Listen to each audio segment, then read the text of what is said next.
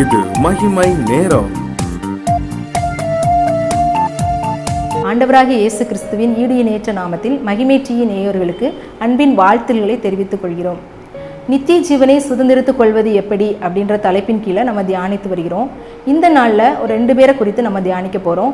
லூக்கா எழுதின சுவிசேஷம் 18ஆம் அதிகாரம் 10-14 வசனம் தான். அதில் 2 பேரை குறித்து சொல்லப்பட்டிருக்கிறது. பரிசேயர், இன்னொன்று ஆயக்காரர். பரிசேயர் அப்படின்னு பார்த்தீங்க அப்படின்னா யூத ஜனங்களால் ரொம்ப மதிக்கப்பட்டவங்களாக காணப்பட்டாங்க. இவங்க நியாயப்பிரமாணம், அதாவது மோசையின் ஆகமங்களை நன்கு கற்று தேர்ந்தவங்க. அவங்க எல்லா நியாயப்பிரமாணத்தையும் கடைபிடிக்கிறவர்களாக காணப்பட்டாங்க. ஒரு சமுதாயத்தில் ஒரு நல்ல அந்தஸ்தில் இருக்கிறவங்களாக காணப்பட்டாங்க. முதன்மையான இடங்கள், அவங்க சபையாகட்டும் இல்லை ஒரு விருந்து காரியங்களாகட்டும், அந்த இடத்துல அவங்களுக்கு ஒரு முதன்மையான இடம் கொடுக்கப்பட்டவர்களாக காணப்பட்டாங்க. அப்படி தான் இந்த பரிசேயர் இருந்தாங்க. ஆயக்காரன் அப்படின்னு நம்ம பார்த்தோம் அப்படின்னா அவங்க வரி வசூல் செய்கிறவர்களாக காணப்பட்டாங்க. இந்த வரி வசூல் ரோம பேரரசுக்காக அவங்க வரி வசூலித்ததுனால யூதர்கள்ட்ட, அவங்க சொந்த ஜனங்கள்கிட்டே அநியாயமாக வரி வசூல் செஞ்சாங்க. அதனால் அந்த யூத ஜனங்கள் இந்த ஆயக்காரரை ரொம்பவே வெறுத்து காணப்பட்டாங்க. இவங்க 2 பேருடைய குணநலங்கள்லேருந்து நம்ம கற்றுக்கொள்ள வேண்டியது என்ன, நம்ம கற்றுக்கொண்டு நம்ம எப்படி நித்திய ராஜ்யத்துக்கு நேராக வழி நடத்தப்படணும் அப்படின்றதான் நம்ம இன்றைக்கி தியானிக்க போகிறோம். முதலாவது, இந்த பரிசேயன் 2 பேருமே தேவாலயத்துக்கு போகிறாங்க. பரிசேயன், ஆயக்காரன் 2 பேருமே தேவாலயத்துக்கு போகிறாங்க. 2 பேருமே ஜெபம் பண்ணும்படி போகிறாங்க. பரிசேயன் தேவாலயத்துக்கு உள்ளே போகிறாங்க.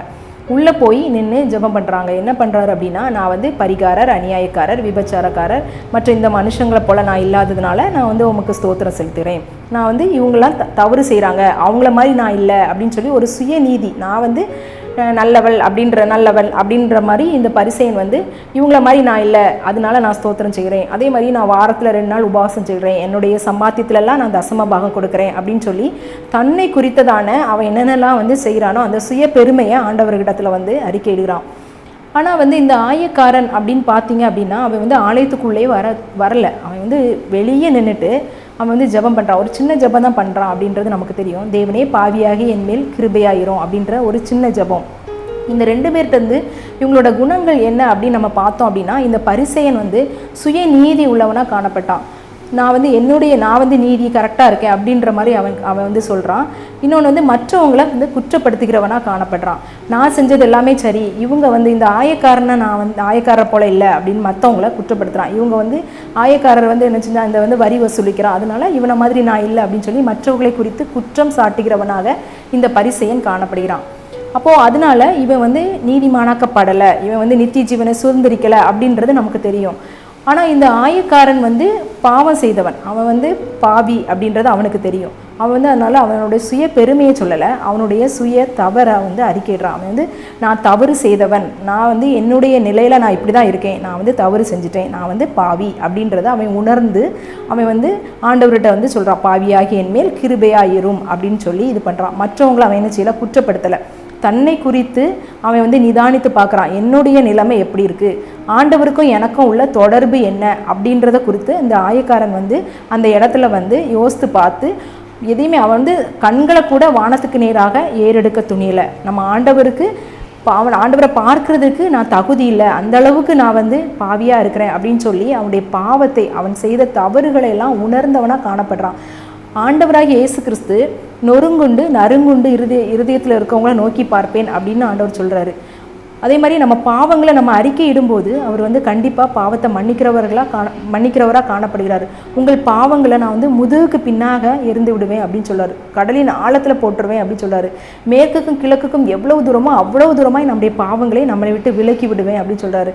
நம்முடைய தவறுகளை, நம்முடைய பாவங்களை நம்ம அறிக்கை இடும்போது ஆண்டவர் இவ்வளவாய் அந்த பாவங்களெல்லாம் மன்னித்து அந்த அளவுக்கு நமக்கு கிருபையை பெருக பண்ணுகிற தேவனாக இருக்கிறாரு. இந்த ஆயக்காரன் மூலமாக நம்ம கற்றுக்கொள்கிறதான காரியம் ஒன்று மிக முக்கியமான காரணம் என்ன அப்படின்னா தாழ்மை. அவன் ரொம்ப தாழ்த்துகிறான். நான் பாவியாக இருக்கேன் அப்படின்னு சொல்லி அவனை தாழ்த்துக்கிறான். அந்த தாழ்மை குணம் நம்மகிட்ட காணப்படணும். அந்த தாழ்மை குணம் இருக்கும்போது தான் நம்மை குறித்து நம்ம யோசிக்கிறவர்களாக காணப்படும். நம்மகிட்ட பரிசெய்கிற போல் நம்ம பெருமை உள்ளவர்களாக காணப்பட்டோம் அப்படின்னா நம்மிடத்தில் இருக்க குறைகளை நம்ம பார்க்க மாட்டோம், மற்றவங்கள்ட்ட இருக்க குறைகளை தான் நம்ம பார்ப்போம். அவங்க இப்படி செய்கிறாங்க, அவங்க இந்த தவறு செய்கிறாங்க அப்படின்னு சொல்லுவோம். ஆனால் அதை விட பெரிய தவறு நம்ம ஒருவேளை செய்திருக்கலாம். ஆனால் நம்ம தாழ்மை இருக்கும்போது மாத்திரம்தான் நம்முடைய குறைகளை காண்கிறதான சிந்தைகள் நமக்கு வருகிறதா காணப்படும். ஒரு ஒரு ஒரு ஒயிட் ட்ரெஸ் இருக்குது, அந்த ஒயிட் ட்ரெஸ்ஸில் ஒரு சின்ன அழுக்கு இருக்குது அப்படின்னு நம்ம பார்த்தோம் அப்படின்னா, ஒரு இருளான இடத்துல போய் அந்த ஒயிட் ட்ரெஸ் எடுத்து பார்த்தோம் அப்படின்னா அதில் இருக்க அழுக்கு வந்து நம்ம கண்களுக்கு தெரியாது. ஆனால் அதே ட்ரெஸ்ஸை வந்து நம்ம வெளிச்சத்தில் வச்சு பார்க்கும்போது இதில் வந்து ஒரு அழுக்கு இருக்குது, இந்த அழுக்கை வந்து நம்ம வந்து கண்டிப்பாக அதை வந்து நிச்சயம் துவைச்சி நம்ம க்ளீன் பண்ணணும் அப்படின்ற, சுத்தப்படுத்தணும் அப்படின்ற எண்ணம் நமக்கு வரும். அதே மாதிரி தான் நம்ம வந்து பாவத்துக்குள்ளாக இருக்கும்போது நமக்கு வந்து நான் பாவம் செஞ்சுருக்கேன் அப்படின்றது தெரியவே செய்யாது. ஆண்டவராகிய இயேசு கிறிஸ்து வந்து ஒளியாக இருக்கிறார், அவரில் எவ்வளவேனும் இருள் இல்லை. அப்போ ஆண்டவராகிய இயேசு கிறிஸ்துவிடத்தில் வரும்போது மாத்திரம்தான் நம்முடைய பாவங்களை நமக்கு வந்து தெரியும். நான் இந்த பாவங்களை செய்கிறேன், நான் வந்து இந்த தவறை நான் செஞ்சுருக்கேன் அப்படின்றதான அந்த தவறுகளை நம்ம வந்து அறிக்கை பண்ணுறதுக்கு ஒரு வாய்ப்பு நம்ம ஏற்படுத்தி கொள்ள முடியும். அதனால நம்ம என்ன செய்யணும் அப்படின்னா, ஆண்டவருடைய சமூகத்தில் நம்ம வரும்போது நம்ம தாழ்த்துகிறவர்களாக காணப்படணும். அதே சமயத்தில் நம்முடைய குற்றங்களை அறிக்கையிடுகிறவர்களாக, நான் வந்து நம்முடைய குற்றங்களை உணர்கிறவர்களாக, உணர்ந்தால் மாத்திரம்தான் நம்ம வந்து அறிக்கை பண்ண முடியும். நான் தவறே செய்யலை, நான் வந்து எல்லாமே கரெக்டாக தான் செய்கிறேன் அப்படின்ற எண்ணம் இருக்கிற வரைக்கும் நமக்குள்ள நம்மளை தாண்டியே பெருமையானது மறைஞ்சிருக்கு அப்படின்றது தான் அர்த்தம்.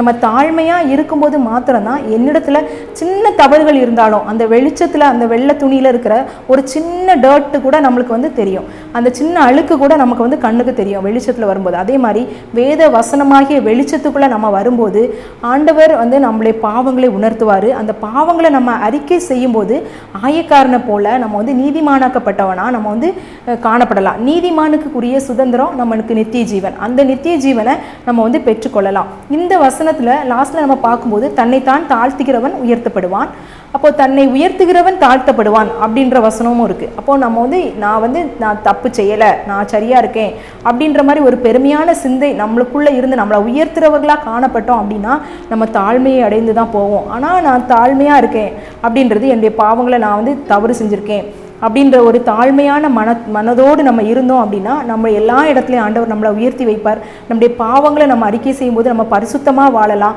நம்ம வந்து நித்திய ஜீவனை சுதந்திரித்து கொள்கிறவர்களாக காணப்படலாம். இந்த பரிசேயரும் ஆயக்காரரும் பார்த்தீங்கன்னா, பரிசேயருக்கு வேத வசனங்களை குறித்த அநேக அறிவுகள் இருக்குது, ஆனால் இந்த ஆயக்காரனுக்கு அந்த அறிவுலாம் கிடையாது. ஆனாலும் இந்த பரிசேயன் வந்து என்ன செய்யலாம், நீதிமானாக்கப்படலை, பாவியான மனுஷன் அப்படின்னு சொல்கிற ஆயக்காரன் தான் நீதிமானாக்கப்பட்டிருக்கான். ஒருவேளை வேத வசனங்களை நம்ம நன்றாக அறிந்திருக்கலாம், நிறைய நேரம் நம்ம படிச்சிருக்கலாம், நிறைய வாட்டி நம்ம வந்து வேதாகமத்தை படித்து முடிச்சிருக்கலாம். ஆனால் நான் வந்து பெருமையாக தான் இருப்பேன், என்னுடைய பாவங்களை அறிக்கிட மாட்டேன் அப்படின்னா நம்ம வந்து பரலோக ராஜ்யத்தை இழந்து போகிறவர்களாக காணப்படும். அதனால் ஆயக்காரரை போல் நம்மை தாழ்த்தி ஆண்டுடைய சமூகத்தில் நம்முடைய பாவங்களை அறிக்கையிட்டு நாம் வந்து ரட்சிப்பையும் நித்திய ஜீவனை சுதந்திரித்து கொள்வதற்காக அழைக்கப்படுகிறோம். தேவன் தாமே இந்த வார்த்தைகளை ஆசீர்வதிப்பாராக. ஆமேன்.